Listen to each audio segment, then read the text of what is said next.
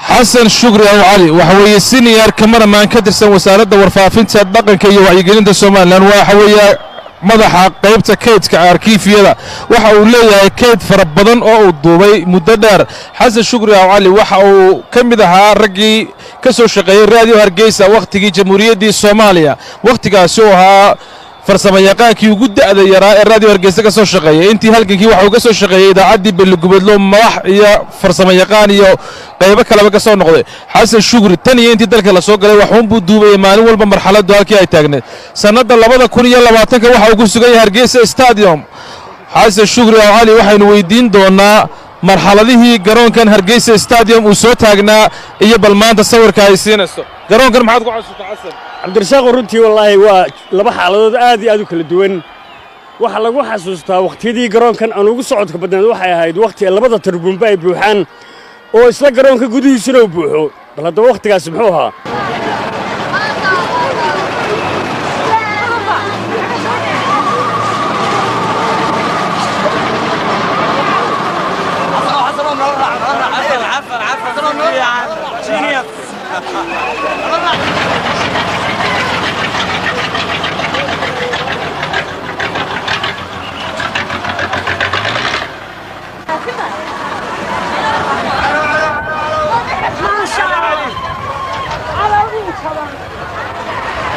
waqtigaas garoonka waxa lagu xasuustaa hubka dhigistii waddankan ka dhacday garoonkan baa ahayd goobtii hubka dhigista Soomaaliland ee ay ku xareynayeen marka xasuus gaar ayuu ku leeyahay waddankan Soomaaliland maalin kasta subaxnimadii ayaan ku kaleey jirnay garoonkan stadiumka xasuus gaar ayuu nagu leeyahay waxa soo buux dhaafin jiray dadweynaha magaalada Hargeysa oo daafahay gaba ka yimid halkaas waxa buux dhaafin jiray tignikadii ay ciidamada aysan wareejinayeen ee dawladdu ku wareejinayeen iyo dadweynihii u heelana bal mar uun in qoryahan iyo hubkan laga xaray taa waa lagu xasuustaa marka labaad markii waddanku soo yara kala degay kubad halka laga bilaabay kubadaasi tan ma ahayn iyo garoonkan cagaaran midna ma ahayn baabuurtan faraha badan ee garoonka buuxisay waxna ma jirin dibadda lagu ilaalinaya hadday ugu badato laba baabuur ayaa gudaha soo gali jiray kooxda ciyaaraysa kubadda bariga naadiyaal baa jiray naadiyaashaasi oo dhowr ahaa ayaa waxaanu ka xasuustaa halkan markii ugu dambeysay laba naadi oo ku ciyaarayay oo aan markaa ka duubay anigu yacni kubaddu garoonka siigada ku qarinaysay iyo nuuradda lagu dhex daadiyey ayay ciyaartooy ku dhex ciyaarayeen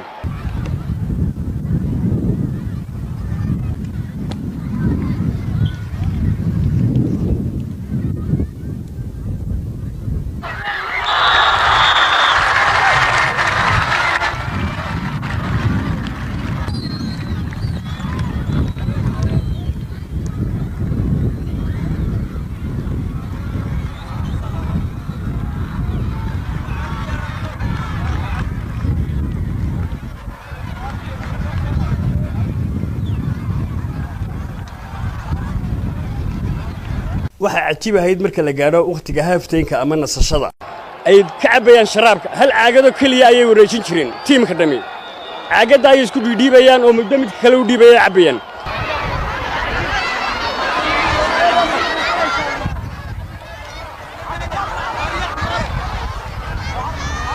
waxaan xasuustaa kooxda kale ka soo horjeedana digsi yar bay ku cabayaan biyaha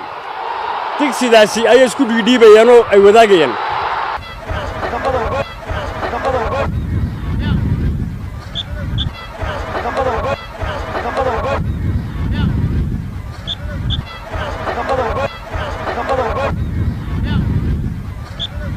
haddii uu mido dhaawacmo cid qaadaysa may jirin qofka dhaawaca gaari uma oolin wax lagu qaadaa ma joogin dhakhtar ma joogin waxa loo soo bariyay gaari yar oo meesha taagan markaa ayaa loo soo bariyay jiro bal gaarigii nin baa laga dhaawacay gaariga nasiya markaa saas lagu qaadi jiray qofkii oo bashtii oo dhulka galgalanaya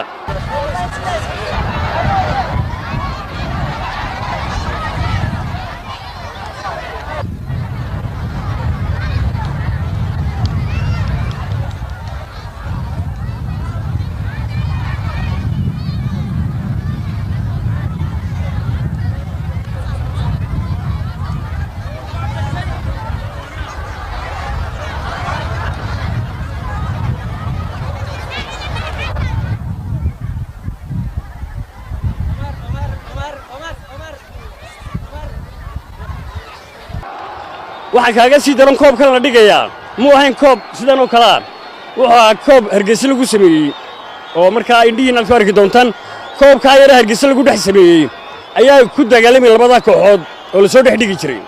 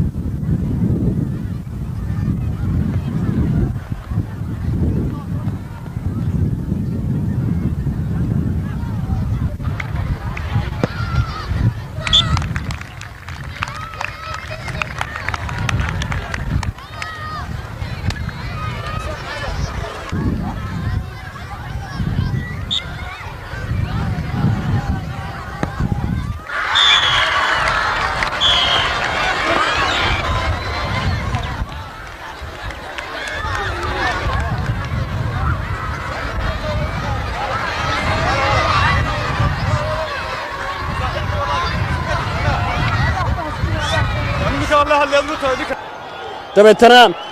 mushkiladaha ugu badan waxa maalin walba dagaal joogtaan qofkii gool dhaliya khatartiisa ay lahayd marka adoo goolkii dhaliyay oo lagu garaacayo bal ka waran waxaad arkaysaa inankii goolka dhaliyo la isku tagay oo turbuunkii dareeray oo uu kala yaacay halkaan xidhno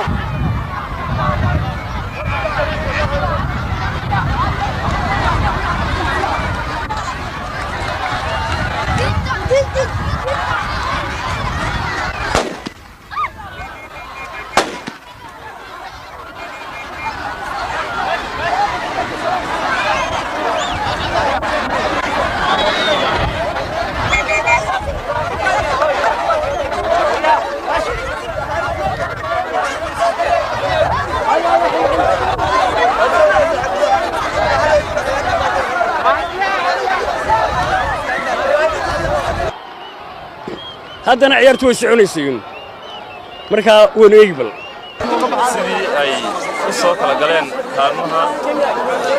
waxaan la jecelahay inaad guddoonsiisaan labaadna waxaa ku guulaystay naadiga